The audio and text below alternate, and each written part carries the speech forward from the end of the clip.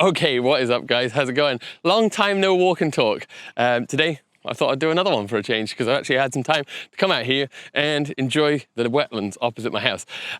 If it's shaking around a bit, it's because I'm using a ridiculous camera setup today. I'm shooting on my Sony a7S III with the DJI RS2, so it's pretty heavy. I'm having to hold this with two hands. You can't see that, but I am. Anyway, I digress. Today we are talking about whether or not being married to a Chinese person or learning Chinese, which one of them gets you the most knowledge about China, which one lets you have more of a in-depth knowledge and really know the real China, I guess, essentially. And this all kind of stems from, like, I guess there's a lot of people that are pro-China, myself included, and a lot of the arguments of the anti-China hated people. And this isn't like a, hey, let's go fighting back at the anti-China people, because honestly, I don't really care. And it was just something which has come up in my thinking about and seeing other people with these kind of arguments on the internet. And I wondered, because a lot of their arguments are based around, you know, they make a big point of saying, oh, but you know, look at X, Y, Z person and, you know, all these pro-China YouTubers and none of them can speak Chinese. So how can they really go on about it? And they kind of make a big point of pointing out the fact that a lot of the pro-China YouTubers can't speak Chinese. And I guess their point is, you know, how would they know about China? They're just spouting off stuff that Chinese people want to hear. And I don't really care about that. That's not why I'm making this video. It's not trying to argue that point. My video today is which one really gives you more of an understanding of China. And I would actually argue if you are married to somebody who is Chinese, but you don't speak any Chinese, you still know a lot more about China. Like, we're talking a country mile more, like a whole heap more than somebody who's just learned a lot of Chinese. Like somebody, say, that's just come over here, they've studied Chinese before they came here. You get quite a few people I know that studied Chinese before coming to China, they live in China, they speak, read and write very good Chinese. And I still think that if you're married to a Chinese person, you arguably know a lot more. So just put it down a second because my arms are hurting. But yeah, so to start, learning Chinese does give you a good understanding of a lot of things in China. If you learn, especially if you just learn speaking, then like the actual learning doesn't really give you a huge understanding of China itself, but it allows you to communicate with people.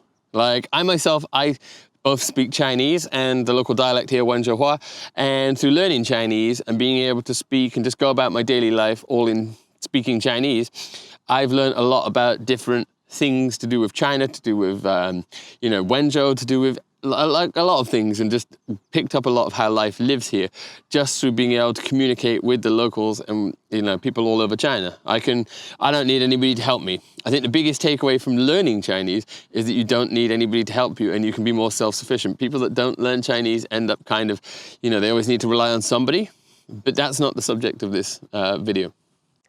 Now, learning Chinese characters does help you kind of understand some of the culture of China. For example, if you look at the character Hao, which means good, it is made up of half of it is the symbol basically for male and half of it is a symbol for female. And this is all based around the fact that in China, they love, or at least they used to love, I guess back in when they were writing these kind of things, it's still now. But the whole principle behind that is the nuclear family, having one son and one daughter. And I guess this goes back to before the one-child policy, when it became just all about having a son because you wanted to carry on the family name. And that kind of caused a few problems. But originally, Hao was comprised of 一个女一个字, which just means, you know, it's like, because the idea was one son, one daughter, mum and dad, perfect family. I guess it's just the classic nuclear family. But like learning Chinese characters allows you to kind of get that understanding. So learning Chinese in that sense does help you learn a lot about Chinese culture. And so while all that is great, I think that I've learned a lot more from my wife's family, my wife, and just conversing with them and being with them and seeing all the daily life, because there's a lot of stuff which you don't see. If you're just a foreigner who can speak really good Chinese, you don't get the opportunities to see a lot of the things that go on behind the scenes. There's like a lot of like small things in daily life. There's a lot of things that go on during festivals, and while you may understand the meaning of these festivals and you may think, you know, the story behind it and everything like that, you don't see the actual and get to be part of the actual goings on which happen.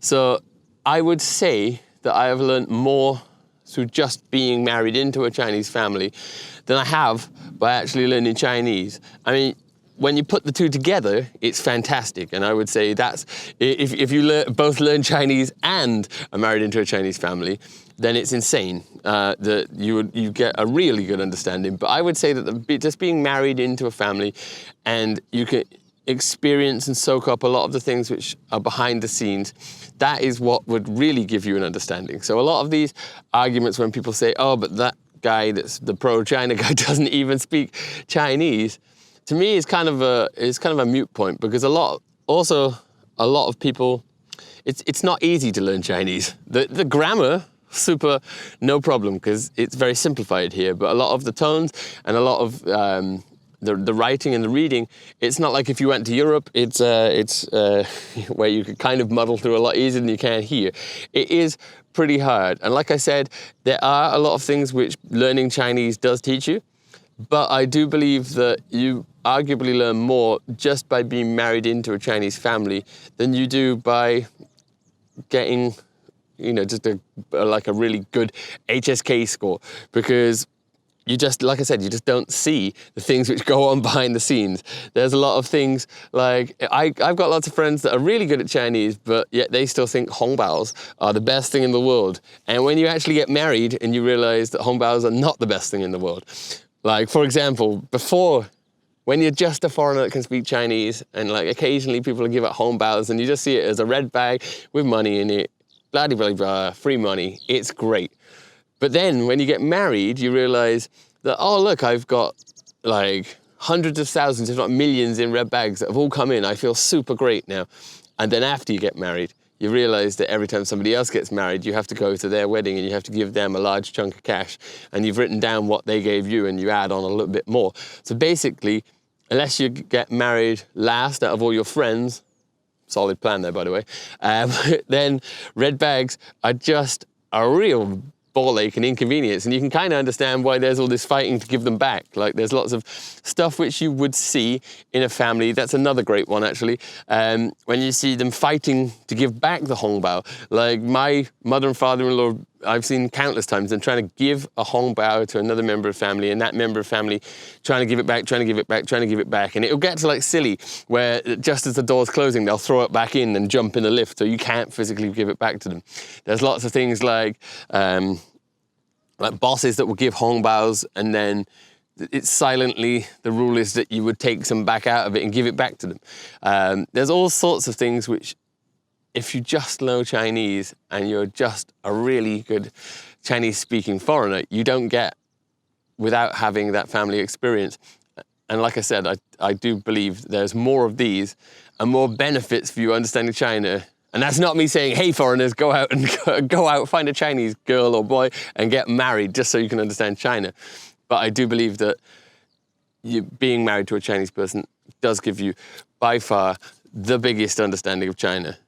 And if you add learning Chinese to that as well, then, you know, it just goes up exponentially. So anyway, just a few of my thoughts. It was like half walk and talk, half sit and talk like now, because I overestimated how heavy this would be to walk along. Hit me up in the comments down below. What do you guys think? Do you think I'm right? Do you think I'm wrong? Difference of opinion is always good here. Let's get a conversation started, as long as you're polite and sensible and not just some nasty troll. And I guess, guys, I'll see you next time. I've probably got another Chongqing one coming out next week. We're running out of Chongqing content now, which was kind of mad because I made that Chongqing content in July, or shot all those videos in July. And we're kind of scraping the barrel here, but I feel like I shot all that content and I want to get it out. I think I got maybe 1 or 2 more videos, and I got a whole bunch more Wenzhou stuff coming up. So yeah, hit me up with a like, hit me up with a subscribe if you haven't already. share, that would be great. If you guys, especially people in China, if you can share my videos, help me grow my channel, that would be fantastic. And yeah, see you next time.